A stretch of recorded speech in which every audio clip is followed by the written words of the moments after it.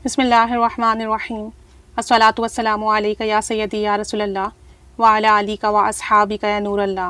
अल्लाहुम्मा सल्ली अला मुहम्मदिन कमा तुहिब्बु व तर्दु लहू।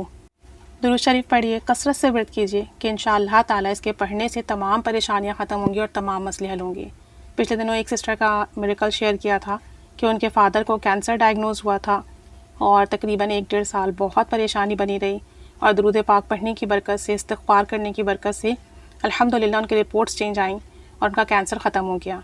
फिर उसके बाद उनकी मेडिसिन का इशू था, तो उसके लिए भी वो दुरूद पाक और इस्तिग़फ़ार करती रहीं, और जो मेडिसिन बहुत महंगी मिल रही थी उनको ऑलमोस्ट हाफ़ प्राइस में मिली और बहुत ईजीली मिल गई, वरना वो मिल नहीं रही थी। तो अभी इन्होंने रिसेंटली अपना एक और एक्सपीरियंस शेयर किया और उन्होंने ये बताया कि जब मेरे फ़ादर सीवियरली बीमार थे और हम सब बहुत परेशान थे, तो मुझे उनकी बहुत टेंशन थी। ज़ाहिर सी बात है, घर के सरबराह बीमार हो और बीमारी भी इतनी बड़ी हो तो परेशानी तो होती है, तो फिर फाइनेंशियल क्राइसिस भी आ जाते हैं जब ज़ाहिर सी बात है इस तरह के इशूज़ हों। तो कह रही थी कि मैं बहुत टेंशन में थी और मैंने बहुत ज़्यादा प्रेशर ले लिया था इन तमाम चीज़ों का, डिप्रेशन भी था। कहती हैं एक दिन सुबह जब मैं सोकर उठी तो मुझे फ़ील हुआ कि मेरा हाफ़ फेस और लेफ़्ट साइड का जो मेरा हाथ है, मतलब लेफ़्ट हैंड और हाफ़ फेस जो है वो प्रॉपर वर्क नहीं कर रहा, उसके मसल्स एक्टिव नहीं हैं। तो कहती हैं जब मैं ब्रश कर रही थी, मैंने अपना चेहरा देखा तो मुझे फ़ील हुआ कि मेरा जो हाफ़ फेस है वो डेड है, मतलब कोई इस पर एक्सप्रेशन नहीं आ रहा, उसके मसल्स एक्टिव नहीं हो रहे, मेरे हाथ जो है लेफ़्ट साइड का हाथ जो है वो सही से काम नहीं कर रहा। तो कहती हैं मुझे बड़ी परेशानी हुई और मैंने अपनी मदर से भी डिस्कस किया, तो जब मेरी मदर ने देखा तो वो भी परेशान हुई। बहरहाल कहती हैं कि दोपहर तक का वक्त तो ऐसे ही निकला, लेकिन फिर जब मुझे फ़ील हुआ कि पेन बढ़ रहा है, कहती हैं कि 3-4 साल से मेरी कमर में तकलीफ़ थी, लेकिन उस दिन मेरी कमर में भी बहुत सीवियर पेन हो गया, और जो मेरा दिमाग है उसके एंड का जो पार्ट है उसमें भी बहुत तकलीफ़, बैकबोन में शदीद तकलीफ़। कहती हैं कि दर्द भी इंतहा का बढ़ता जा रहा था, और हाथ और जो पैर है लेफ़्ट और जो हाफ़ फेस था वो भी प्रॉपर वर्क नहीं कर रहा था। तो बहरहाल जब सीवियर प्रॉब्लम हुई तो इनकी मदर ने कहा कि हमें फ़ौरन हॉस्पिटल चलना चाहिए, चेकअप कराना चाहिए। तो कहती हैं कि हम एमरजेंसी में गए हॉस्पिटल, तो जब उन्होंने देखा तो उन्होंने कहा कि इन्हें तो पैरालाइज हुआ है, मतलब इन्हें फालिज का अटैक हुआ है, और हमारे पास वो मशीनरीज नहीं है जिसमें इनके प्रॉपर टेस्ट हो सकें, और ये जो होता है बहुत सीवियर अटैक होता है। तो वो बताने लगे कि इसका असर जो है 2 महीने भी और साल भर भी रहता है, प्रॉपर ठीक होने में काफ़ी टाइम लग जाता है। हमारे पास प्रॉपर मशीन नहीं है जो हम इनके टेस्ट वगैरह कर सकें, MRI कर सकें, CT स्कैन कर सकें, तो आप इन्हें फ़ौरन जो है जिन्ना हॉस्पिटल ले जाएं। तो चूँकि करीब के ही अपने हॉस्पिटल चले गए थे कोई जो इनके घर के नज़दीक था, ताकि एटलीस्ट थोड़ा बहुत चेकअप होके मेडिसिन तो मिले और जो पेन है वो तो रुके। तो कहती हैं कि जब डॉक्टर ने ये कहा कि फालिज का अटैक हुआ है और ये बहुत सीवियर अटैक है और इसे ठीक होने में बहुत टाइम लगता है, तो कहती हैं हमारे तो हाथ पैर फूल गए। परेशानी की तो बात थी और बहुत ज़्यादा परेशानी की बात थी।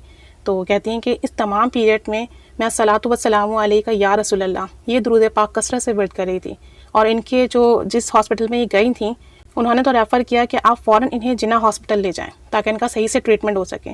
कहती हैं ये वहाँ से निकली परेशानी के आलम में, और जो इनका ब्लॉक है जिस एरिया में ये रहती हैं, तो बता रही थी कि वहाँ एक और हॉस्पिटल था, तो ये वहाँ उस हॉस्पिटल में ले गई इन्हें। जब वहाँ उस हॉस्पिटल में लेकर गए तो वहाँ जो डॉक्टर थे उन्होंने चेक किया और कहा कि नहीं, इनको फालिज का अटैक तो नहीं हुआ है, इनकी नर्व प्रेस हो गई है, नर्व दब गई है, इस वजह से ये हुआ है, मेडिसिन लेंगी तो इंशाल्लाह ताला ये ठीक हो जाएंगी। उन्होंने इन्हें 14 डेज़ का कोर्स लिख कर दिया, और हार्मोन्स की कोई मेडिसिन थी, नर्व की मेडिसिन थी, वो लिख कर दी, और कहा कि 14 दिन खाएंगी आप, इंशाल्लाह ताला बहुत फ़र्क पड़ेगा। तो बहरहाल ये लोग बहुत हैरान हुए कि एक हॉस्पिटल में डॉक्टर कह रहे हैं कि फालिज का अटैक हुआ है, दूसरे हॉस्पिटल में डॉक्टर कह रहे हैं कि कुछ मसला नहीं है, बस ये जो है इनको नर्व प्रेस हो गई है। बहरहाल ये घर आती हैं, घर आके इन्होंने वो मेडिसिन खाई, तो वो मेडिसिन इतनी हाई पावर की थी, इतनी हाई डोज थी वो, कि खाते इनका दिमाग चकराने लगा, सर चकराने लगा।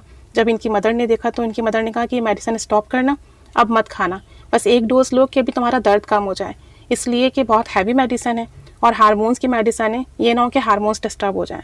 और इनकी मदर ने कहा कि तुम सारी चीज़ें छोड़ो और फ़ौरन से सूरह रहमान सुनना शुरू करो कारी अब्दुल बासित की आवाज़ में। सूरह रहमान किसी भी बीमारी के लिए, किसी भी डिप्रेशन के लिए, किसी भी मसले के लिए, उलझन के लिए कारी अब्दुल बासित की आवाज़ में विदाउट ट्रांसलेशन सुनी जाती है 7 डेज़, सुबह दोपहर शाम। और जो है इसे 7 दिन सुनना होता है और 3 सेशन करने होते हैं। 7 दिन सुनने के बाद 1 दिन का गैप दीजिए, उसके बाद फिर 7 डेज़ सुनिए, फिर 1 दिन का गैप दीजिए, फिर 7 डेज़ सुनिए, इस तरह करना होता है। और सूरह रहमान सुनने से पहले सबको दिल से माफ़ कर देना होता है और दिल की गहराइयों से सुनना होता है। पानी का गिलास अपने पास रखना होता है, और जब आप सुन लें तो 3 दफ़ा दिल में अल्लाह अल्लाह अल्लाह कहकर वो पानी पीना होता है। और फिर आप दुआ कर लें तो कैंसर जैसे मर्ज़ में भी शिफा मिलती है अल्हम्दुलिल्लाह। तो इन्होंने अपनी मदर के कहने पर उसी वक्त सूरह रहमान सुनी।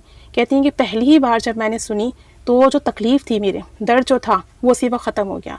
इनफैक्ट जो इनकी कमर में तकलीफ़ थी और काफ़ी सालों से तकलीफ़ थी, वो दर्द में भी कमी आई और कहती हैं कि मुझे बहुत अच्छा फ़ील हुआ।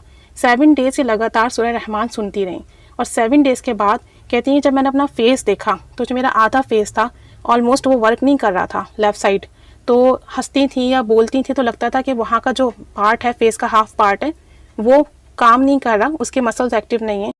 तो बताती हैं कि 7 डेज़ जब इन्होंने सूरह रहमान सुनी, 7वें दिन कहती हैं कि मेरा जो फेस था वो बिल्कुल प्रॉपर ठीक हो गया। जो फालिज का असर था, अटैक था, वो भी ख़त्म हुआ। हाथ और पैर की जो मूवमेंट थी वो भी नॉर्मल हो गई और पहले दिन ही सुनने पर दर्द जो था जिस्म का, कमर का, हाथ पैर का, सर का, वो सब तो पहले दिन ही ठीक हो गया।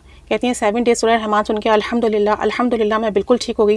वरना डॉक्टर ने तो ये कहा था कि बहुत सीवियर अटैक है, ये ठीक नहीं होता, बस आप तो समझ लें कि आपका साथ तो बहुत बुरा हो गया। बहुत नेगेटिव बातें डॉक्टर ने की थी कि ये बहुत डिसहार्ट भी हो गई थी और बहुत डिस्टर्ब भी हो गई थी।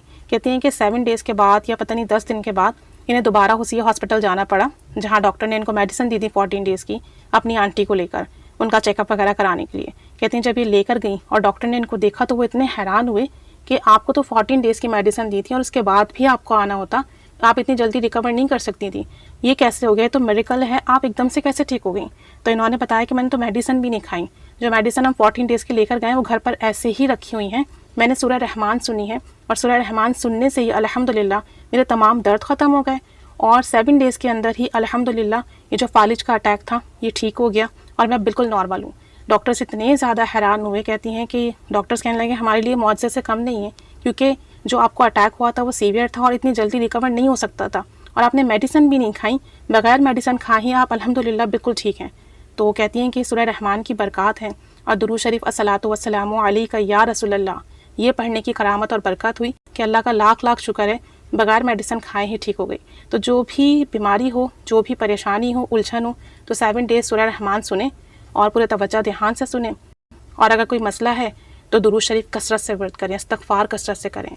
तो इनका ये एक और मिरेकल था, बस सवाब की नीयत से शेयर किया जा रहा है। आप सब भी सुनिए, इनको दुआओं में याद रखिए। कोई मसला हो, परेशानी हो, दुरूद पाक की कसरत कीजिए और साथ साथ बीमारी हो तो सूरह रहमान सुनिए कारी अब्दुल वासिद की आवाज़ में और पूरी उम्मत को अपनी दुआओं में याद रखिए। अल्लाह करीम सब पर रहमत, करम, फजल का मामला फरमाए, सेहत सलामती वाला, आफ़ियत वाला, बरकत वाला मामला फरमाए और हम सब का दुरूद पाक पढ़ना पढ़वाना कबूल फरमाए। आमीन बिजाहिन नबील आमीन सल्लल्लाहु अला मुहम्मद सल्लल्लाहु अलैहि वसल्लम। अल्लाहुम्मा सल्ली अला मुहम्मदिन कमा तुहिब्बु व तर्दा लहू।